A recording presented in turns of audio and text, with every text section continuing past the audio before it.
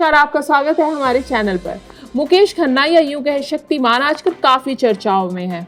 मुकेश खन्ना शक्तिमान को एक फिल्म के रूप में बदलना चाहते हैं और इस कारण गाहे बगाहे चर्चा में रहते हैं। कभी किसी हीरो को शक्तिमान के रूप में रिजेक्ट करने के कारण, तो कभी किसी को उस फिल्म के राइट्स बेचने से मना करने के कारण। लेकिन इस समय मुकेश खन्ना चर्चाओं में शक्तिमान के कारण नहीं, बल्कि अपने बड़बोले बातों के कारण है। उन्होंने कर दिया है अपना शक्तिमान मोड ऑन और जो तीर उन्होंने छोड़े हैं वो एकदम सटीक निशाने पर जाकर लग रहे हैं। एटलीस्ट सोनाक्षी सिन्हा का रिएक्शन तो हमें यही बताता है। मुकेश खन्ना पहुंचे सिद्धार्थ कानन के साथ एक इंटरव्यू देने और इस इंटरव्यू में उन्होंने कपिल शर्मा शो से लेकर आदित्य चोपड़ा तक किसी को नहीं बख्शा है। सबसे पहले तो मुकेश खन्ना ने द कपिल शर्मा शो पर अपनी गहरी नाराजगी जाहिर की है। मुकेश खन्ना ने कहा है कि इस शो में अश्लीलता है, डबल मीनिंग डायलॉग्स हैं, बिलो द बेल्ट जोक्स हैं। हंसी तो आती है लेकिन इस शो में मर्यादा नहीं दिखती। कपिल भैया, आपके जोक्स का असर शक्तिमान तक पहुंच चुका है, अब आप सावधान हो जाइए। अब आते हैं शक्तिमान की बात पर, क्योंकि मुकेश खन्ना बिना शक्तिमान की बात किए कोई इंटरव्यू अपना पूरा कर ले, ऐसा हो ही नहीं सकता।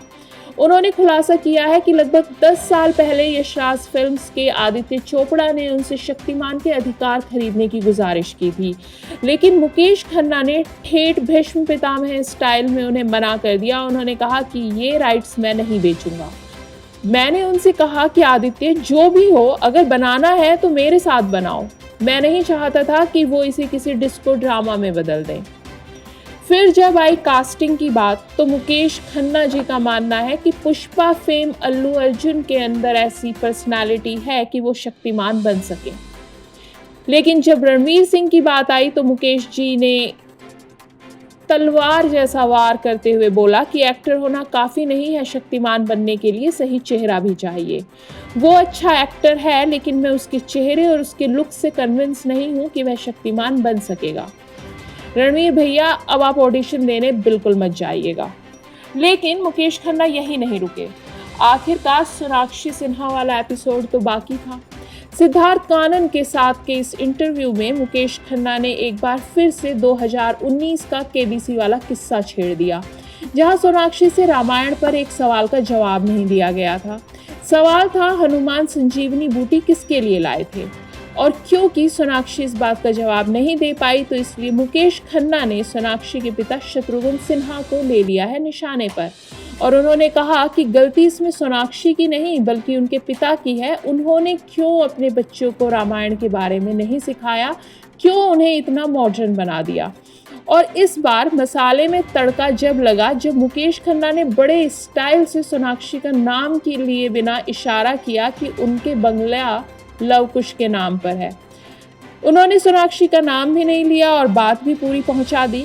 लेकिन मुकेश खन्ना को अंदाजा नहीं था कि सोनाक्षी सिन्हा अब दबंग मोड में आ ही जाएंगी।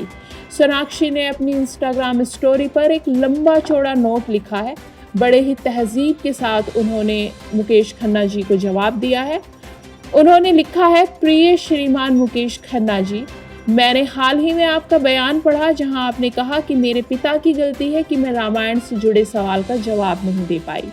सोनाक्षी ने याद दिलाया कि उस दिन केबीसी की हॉट सीट पर सिर्फ वो अकेली नहीं थी जिन्हें यह जवाब नहीं पता था, लेकिन आप सिर्फ और सिर्फ मेरा नाम लेते हैं और क्यों, ये वजह सबको मालूम है। सोनाक्षी ने अपनी बात में भगवान राम की सीख भी जोड़ दी। अगर भगवान राम मंथरा को माफ कर सकते हैं, कैकेयी को माफ कर सकते हैं, यहाँ तक कि रामायण को भी माफ कर सकते हैं, तो आप तो इस छोटी सी बात को भूल ही सकते हैं। फिर क्या था? सोनाक्षी ने काफी पावरफुल लाइन के साथ पर्दा गिराया है। शायद आपको ये बात बार बार उठाने की जरूरत है ताकि आप फिर से खबरों में आ सकें, लेकिन अगली बार जब आप मेरे पिता के संस्कारों पर सवाल उठाएं तो याद रखिएगा, उन्हीं संस्कारों की वजह से मैंने यह सब बेहद इज्जत के साथ आपसे कहा है। धन्यवाद, सोनाक्षी सिन्हा। सोनाक्षी ने मुकेश जी को इतना क्लासिक और इतना सॉलिड जवाब दिया है कि उनके अंदर के शक्तिमान को भी शायद 1 मिनट के लिए स्टैंड बाय मोड पर जाना ही पड़ा होगा। तो आज के लिए सिर्फ इतना ही। इस खबर से जुड़ी नई अपडेट्स के लिए जुड़े रहिए हमारे साथ।